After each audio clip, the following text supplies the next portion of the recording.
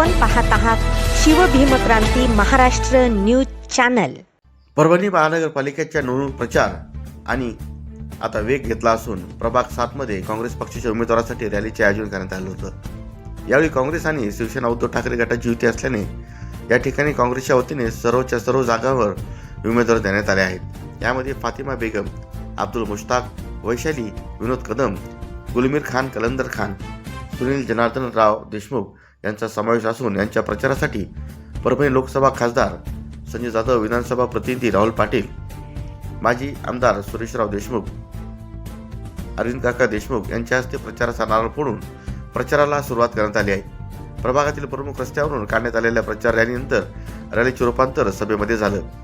यावेळी प्रभागातील नागरिक, मतदार, युवक, महिला मोठ्या संख्येने उपस्थित होते।